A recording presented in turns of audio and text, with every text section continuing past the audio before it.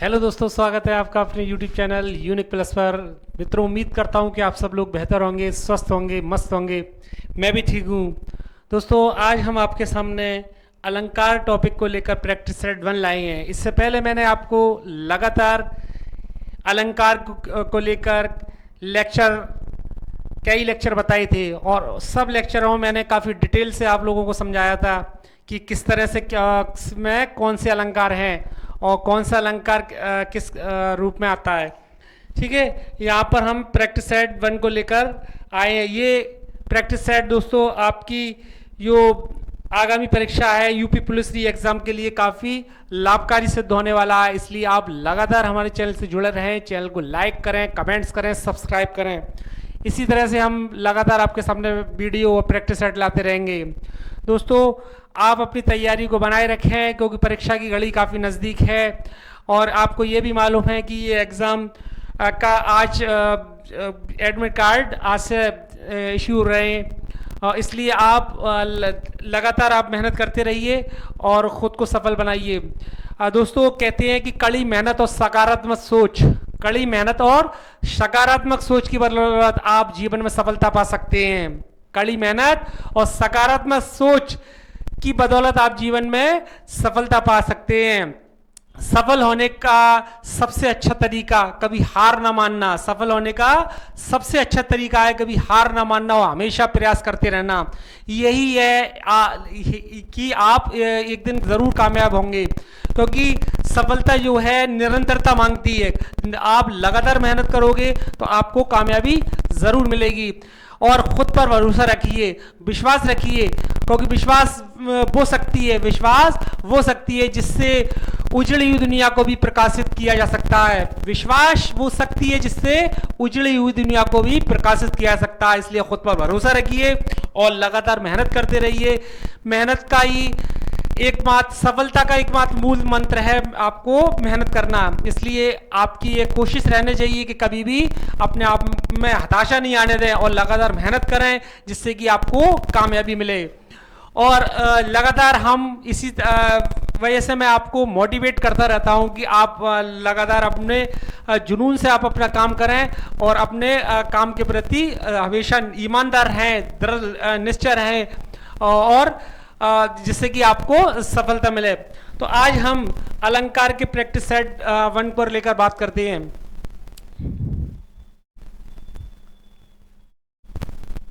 आपके सामने practice set 1 का पहला क्वेश्चन।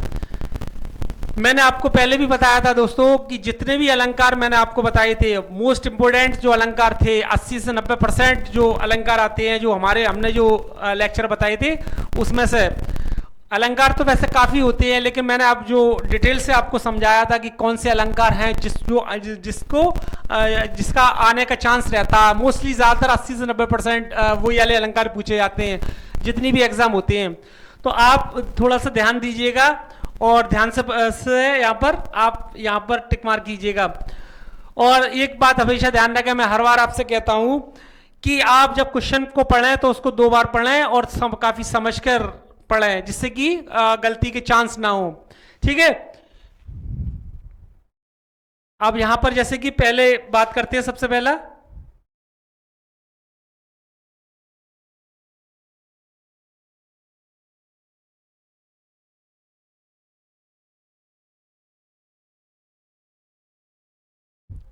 पीपर पात सरिसमन डोला।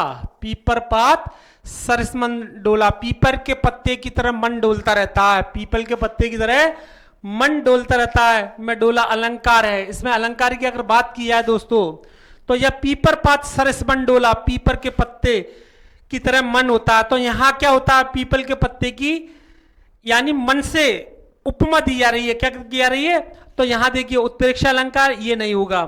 ठीक है, उपमा, रूपक और अतिशयोक्ति।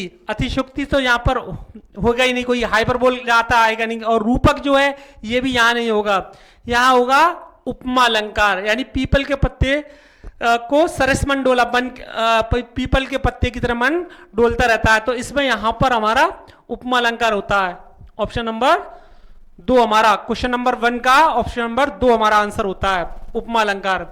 आप थोड़ा सा ध्यान से पढ़िए कुछ एग्जाम्पल ऐसे होते हैं कि आप पढ़ते पढ़ते ही इसमें समझ जाओगे कि इसमें कौन सा अलंकार आएगा, इसलिए इस चीज पर ध्यान दीजिएगा। ठीक है, तो पहला क्वेश्चन आपका ये होता है। दूसरे क्वेश्चन पे बात करते हैं। तीन बेर खाती वो, तीन बेर खाती सो बे तीन बेर खाती, पंक्ति में अलंकार है। देखो दो बार ये वाली बात हुई है, तीन बेर खाती सो बे तीन बेर खाती। ठीक है, इस तरह के अलंकार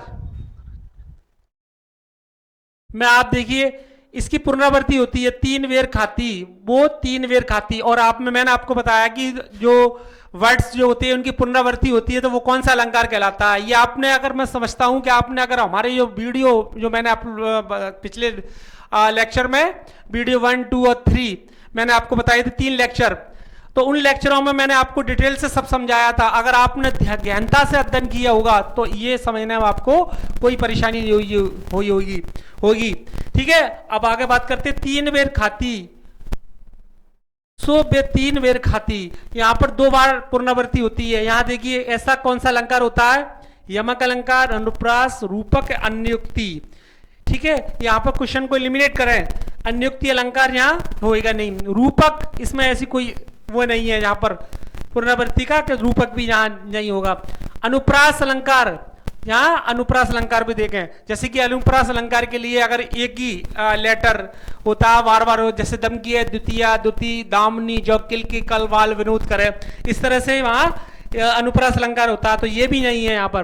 तो यहां कौन सा अलंकार होता है, यमक अलंकार, या कौन सा होता है, यमक अलंकार। तीन बेर खाती वो सो तीन बेर खाती, यहां पर दो बार यहां पर पुनरावृत्ति हुई है। ठीक है, तो यहां ऐसे अलंकार हमारा यमक अलंकार कहलाता है। ठीक है, नेक्स्ट क्वेश्चन पे बात करते हैं। चरण कमल बंदो हरिराई, चरण कमल बंदो हरिराई में अलंकार है, अतिशयोक्ति, ये तो होगा ही नहीं, क्वेश्चन को एलिमिनेट करें, अतिशयोक्ति कहां से हो जाएगा यहां बताइए। ठीक है, अगर यहां चरण कमल बंदो हरिराई की बात की जाए तो दोस्तों ये उपमा किसी का है नहीं, यहां उपमा भी नहीं है। जैसे कि अभी वहां पर उपमा दे रहे थे, इसमें देखें आप, इसमें हमने उपमा अलंकार को पीपल के पत्ते सरिसमन मंड से इसकी उपमा दे रहे थे। ठीक है, तो इस वाले में देखें आप, इसमें इस तरह से कुछ नहीं है। चरण कमल बंदो हरिराई ये भी नहीं होगा, अन्योक्ति ये भी नहीं है, तो यहां पर हमारा रूपक, चरण कमल बंदो हरिराई, इसमें अलंकार हमारा कौन सा होता है, रूपक। ऑप्शन नंबर 3 आंसर होता है। नेक्स्ट क्वेश्चन पे बात करते हैं। निम्नलिखित विकल्पों में से शब्दालंकार को चिन्हित कीजिए। निम्नलिखित विकल्पों में से शब्दालंकार को चिन्हित कीजिए, यहां पर शब्दालंकार को चिन्हित करना है। ठीक है, यहां देखिए आप, यमक, प्रतीप, रूपक और व्यतिरेक। अगर यहां शब्द अलंकार की बात की जाए दोस्तों तो देखें व्यतिरेक ये नहीं हो सकता। ठीक है, रूपक ये भी नहीं है, और यहां प्रतीप ये भी नहीं है। यहां यमक जो होता है वो शब्द अलंकार को चिन्हित करता है, शब्द अलंकार। ठीक है, यहां शब्द अलंकार, अर्थालंकार, इस तरह से मैंने अलंकार बताए थे, तो इसमें से कौन सा चिन्हित करता है, ना तो ये इसमें से कोई करता है। यहाँ यमक जो होता है वो शब्द अलंकार को चिन्हित करता है। मैंने आपको पूरा समझाया था सही तरीके से, उसको मैं फिर आपको बार बार वही वाली बात कहते हैं हम, कि आप जो हमने लेक्चर आपको बताए थे उस पर गहनता से अध्ययन कीजिए और प्रैक्टिस सेट का आनंद लीजिए। ठीक है, नेक्स्ट क्वेश्चन पे बात करते हैं। तरनी तनुजा टट तमाल, तरनी तनुजा टट तमाल, तरोवर बहु छाए में कौन सा अलंकार है, में कौन सा, तरनी तनुजा टट तमाल तरवर बहु छाए में कौन सा अलंकार है। यहां देखें क्वेश्चन को लिए, उपमा ये नहीं हो सकता। ठीक है, रूपक ये भी नहीं है, और ये यहां पर यमक ये भी नहीं है। यहां होगा अनुप्रास अलंकार। कौन सा होगा, देखो ता, फिर ता, इसमें देखो ता, ये देखे, इस तरह से कई बार कितने वर्ण है ताके, 1 2 3 4 और 5, ये इस तरह से बार बार होता है। ऐसी मैंने एक एग्जांपल अभी आपको बताया था कि दम के द्वितीया द्युति दाम नीजो किल के कलवाल विनोद करे, उसमें कौन सा अलंकार होता है, अनुप्रास। तो यहां पर ही देखें, तरनी तनुजा तट तमाल, तरनी तनुजा तट तमाल तरोवर बहु छाए में कौन सा अलंकार है? तो यहां अनुप्रास अलंकार होता है। ठीक है, बार बार देखें, एक ही वर्ड की बार बार पुनरावृत्ति हो रही है, ता ये इस तरह से। तो अगर इस तरह से अगर आए तो आप ध्यान दीजिएगा, तुरंत आप अनुप्रास अलंकार लगाइए। ठीक, अब आगे बात करते हैं नेक्स्ट क्वेश्चन पर।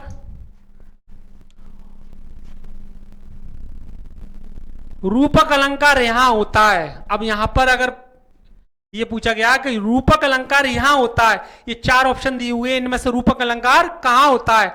ये आप देखिए, उपमेय उपमान की समानता में, उपमेय उपमान के अभेद में, उपमेय से उपमान की विशेषता में, उपमेय से उपमान की हीनता में। अगर दोस्तों अगर हम बात करते हैं तो अगर रूपक अलंकार की अगर बात करें तो यहां पर उपमेय उपमान की समानता में, इसमें रूपक अलंकार नहीं होता है, उपमेय उपमान की विशेषता में भी नहीं होता है, और उपमेय उपमान की हीनता में भी नहीं होता है। ठीक है, तो ऑप्शन नंबर 2 हमारा बचा, उपमेय और उपमान के अभेद में। उपमेय और उपमान के अभेद में रूपक अलंकार अंतर्निहित होता है। समझिए, तो उपमेय और उपमान के अभेद में रूपक अलंकार अंतर्निहित होता है। तो ऑप्शन क्वेश्चन नंबर 6 का ऑप्शन नंबर 2 हमारा आंसर होता है। ठीक है, आगे बात करते हैं।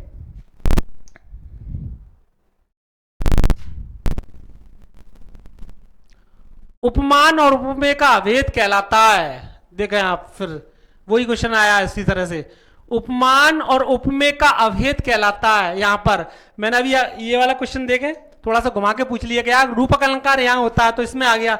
अब इसमें से देखो क्वेश्चन में से बनाया, ये जो है आंसर में से क्वेश्चन पूछ लिया गया है, उल्टा पूछ लिया गया है। यहां पर देखिए इस वाले में कि उपमान और उपमेय का अभेद होता है, तो इसमें से अलंकार पूछिए कि उपमा अलंकार में, तो ये मैंने अभी आपको बताया ये नहीं होगा। ठीक है, रूपक, उत्प्रेक्षा और भ्रांतिमान ये भी नहीं है। तो रूपक अभी अभी ये 6 नंबर क्वेश्चन पर हमने ये क्वेश्चन आया था, लेकिन वहां पर उल्टा दे दिया था। ठीक है, यहां पर समझें, तो उपमान और उपमेय का अभेद कहलाता है रूपक अलंकार। आपके सामने क्वेश्चन नंबर 8, ध्यान दीजिएगा, निम्नलिखित में से रूपक अलंकार से संबंधित है। फिर आ गया क्वेश्चन, देखो, निम्नलिखित में से रूपक अलंकार से संबंधित है। अब इसमें से रूपक अलंकार से कौन सा संबंधित? इसका मुख चंद्रमा के समान है, इसका मुख चंद्रमा के समान है, इसका चंद्रमा इसके मुख समान है, इसका मुख ही चंद्रमा है, इसका मुख ही चंद्रमा, या मुख है अथवा चंद्रमा, या मुख है अथवा चंद्रमा। अगर बात की है दोस्तों यहां पर रूपक अलंकार को लेकर, तो निम्न में से रूपक अलंकार से संबंधित है, तो इसका मुख चंद्रमा के समान है, ये नहीं हो सकता। ठीक है, इसका चंद्रमा इसके मुख समान है, ये भी नहीं है, इसका मुख ही चंद्रमा है, इसका मुख ही चंद्रमा है, ये इसका आंसर होगा। क्वेश्चन नंबर 8 का ऑप्शन नंबर 3। ठीक है, इसका मुख ही चंद्रमा है। यहां पर जो है हमारा ये रूपक अलंकार से संबंधित है। किस अलंकार से संबंधित है? रूपक अलंकार से। तो यहां ऑप्शन नंबर 3 हमारा आंसर होता है क्वेश्चन नंबर 8 का। ठीक है, नेक्स्ट क्वेश्चन पर बात करते हैं। नवल सुंदर श्याम, नवल सुंदर श्याम शरीर की सजल नीरद सी कल क्रांति थी में कौन सा अलंकार है? यहां ध्यान से सुनिएगा, नवल सुंदर श्याम, नवल सुंदर श्याम शरीर की सजल नीरद सी कल क्रांति थी, कौन सा अलंकार है? नवल सुंदर श्याम और शरीर की सजल, ये दोनों में आप आपस में देखें। इस तरह से आप अगर सही तरीके से थोड़ा ध्यान से पढ़ें तो आप एग्जाम्पल से आंसर निकाल सकते हैं। उसको एग्जाम्पल का ये देखें तरीका, किस तरह से पूछा जा रहा है, किस में किसकी तुलना करी जा रही है, और कौन से, जैसे नवल सुंदर श्याम से शरीर की सजल नीरद सी कल क्रांति थी, इस दोनों में आपस में अंतर नहीं थे ये। ठीक है, अलंकार, तो इस इनको पढ़ के ही हम आइडिया लगा सकते हैं कि इसमें हमारा कौन सा अलंकार होगा। अगर यहां बात किया है नवल सुंदर, इसकी उपमा शरीर की सजल नीरद से दी जा रही है, इसकी उपमा दी जा रही है, तो एक बार बताया जाए उत्प्रेक्षा, ये एलिमिनेट करो, उत्प्रेक्षा होने से रहा, श्लेष यहां होगा नहीं। ठीक है, ये होगा नहीं, ये आएगा नहीं, और रूपक अभी मैंने एग्जाम्पल बताया ये भी नहीं है। तो यहां पर क्या है? उपमा अलंकार है। कौन सा है? नवल सुंदर शरीर, नवल सुंदर श्याम शरीर की सजल नीरज सी कल क्रांति थी, इसका इससे उपमा दी जा रही है। ठीक है, तो इससे हमें पता लगता है कि सर हमारा ऑप्शन नंबर 2 यानी उपमा अलंकार होता है। तो इसलिए आप ध्यान से, काफी ध्यान से क्वेश्चन को पढ़ें, और क्वेश्चन के अंदर ही मैंने आपको बताया कि अलंकार और वो अंतर्निहित इसकी के अंदर होता है। तो आप अगर सेंस ऑफ ह्यूमर से थोड़ा सा समझोगे तो ये अलग से आप लगा सकते हैं कि इसमें हमारा कौन सा अलंकार है। ठीक है, और अगर थोड़ा सा भी वीडियो अगर आप ध्यान से पढ़ लीजिएगा तो एक भी क्वेश्चन गलत ना होगा। ठीक है, अगर बात करते हैं जहां बिना कारण के कार्य का होना पाया जाए, बिना कारण के, कोई कारण नहीं है, कोई कारण नहीं है और कार्य का होना पाया जाए, तो वहां कौन सा अलंकार होता है?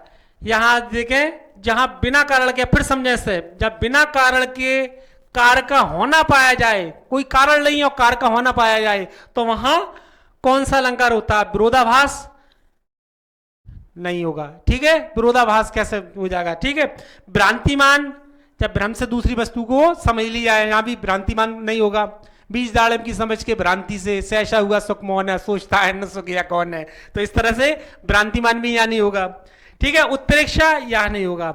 यहां अलंकार होगा विभावना, विभावना, बिना भावना के, विभावना, इसके देखें आप, विभावना यानी जहां बिना कारण के कार्य का होना पाया जाए, कोई कारण नहीं है और कार्य का होना पाया जाए, तो वह क्या होता है? विभावना। यहां देखें, तो क्वेश्चन नंबर 10 का ऑप्शन नंबर 2 हमारा आंसर होता है। तो दोस्तों आज मैंने प्रैक्टिस सेट 1 आपको 10 क्वेश्चन मैं एग्जाम्पल के सही तरीके से मैंने आपको समझाए। मैं उम्मीद करता हूं कि आपको ये क्वेश्चन समझ में आ गए होंगे, और ध्यान से दीजिएगा, आप कभी भी क्वेश्चन को सॉल्व करें तो उस पर काफी गहनता से अध्ययन करें और क्वेश्चन को 2 बार जरूर पढ़ें। मैं बार बार जब अपनी बात को दोहराता हूं कि आप उस पर ध्यानपूर्वक से पढ़ें।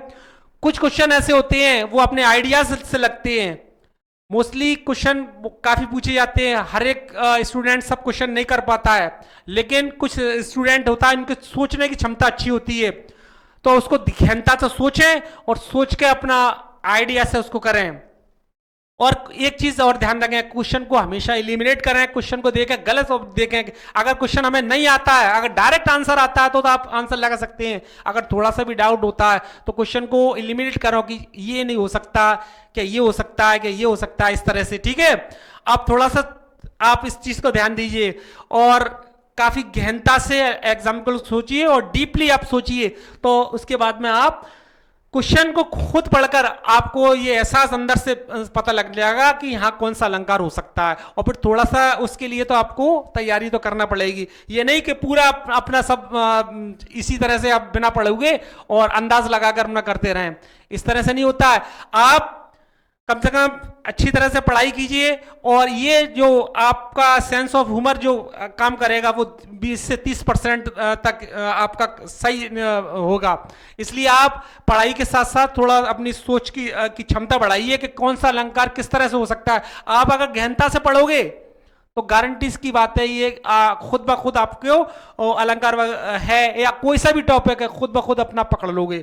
तो इसलिए आप लगातार मेहनत करते रहिए, खुद को कामयाब, और कामयाबी का ही मूल मंत्र है, सफलता का मूल मंत्र है मेहनत करना। क्योंकि ये बात जरूर ध्यान रखना कि दुनिया में जो भी इंसान कामयाब हुआ है, जिसने ऊंचाइयां पाई हैं, बिना मेहनत के, बिना संघर्ष के उसको ऊंचाइयां कभी नहीं मिली हैं। इसलिए आप लगातार संघर्ष करते रहिए और खुद को कामयाब बनाते रहिए दोस्तों, क्योंकि मंजिल उन्हीं को मिलती है जिनके सपनों में जान होती है और पंखों से कुछ नहीं होता, हौसलों से उड़ान होती है। इसलिए आप लगातार मेहनत करिए, अपने आप को मजबूत बनाए रखिए, और कैसे भी करें आप, लेकिन कहते हैं कि ठहरा हुआ पानी सड़ जाता है, इसलिए आप लगातार चलते रहिए। अगर दौड़िए, खलील जिब्रान ने एक बात कही थी कि आप लगातार दौड़ते रहिए, अगर दौड़ नहीं सकते हो तो चलिए, अगर चल नहीं सकते हो तो रेंगिए, लेकिन रुकिए मत, क्योंकि कामयाबी का मूल मंत्र है लगातार चलना, और यही लगातार प्रयास करना आपको सफलता की ऊंचाई पर पहुंचाएगा। ये और मेरी भी आप लोगों के प्रति शुभकामना है कि आप अपने जीवन में सफलता पाएं और लगातार मेहनत करें और जिससे कि आपको कामयाबी मिले। और कभी किसी की मेहनत दोस्तों जाया नहीं जाती है कभी भी, क्योंकि इतिहास गवाह है जिसने अगर मन से अगर मेहनत की है तो उसको एक दिन कामयाबी जरूर मिलती है। कामयाबी एक दिन में नहीं मिलती है लेकिन एक दिन जरूर मिलती है। इसलिए मैं लगातार आपके सामने ये प्रैक्टिस सेट है वीडियो इस तरह से लाता रहूंगा। आप हमारे चैनल से जुड़े रहें, चैनल को लाइक करें, कमेंट्स करें, सब्सक्राइब करें। आपकी का ये कर्तव्य बनता है कि आपकी भी ड्यूटी बनती है कि आप हमारे चैनल को लाइक करें और कमेंट्स लिखना ना भूलें, क्योंकि हम भी ये लगातार आपके लिए मेहनत करते हैं और आपका भी ये दायित्व बनता है कि आप भी लगातार हमारे हर वीडियो को देखें और कमेंट्स करें और लाइक करें, सब्सक्राइब करते रहें। और मैं इसी तरह से लगातार आपके सामने वीडियो और प्रैक्टिस लाता रहूंगा। मिलता हूं नेक्स्ट वीडियो में, जब तक के लिए जय हिंद, जय भारत।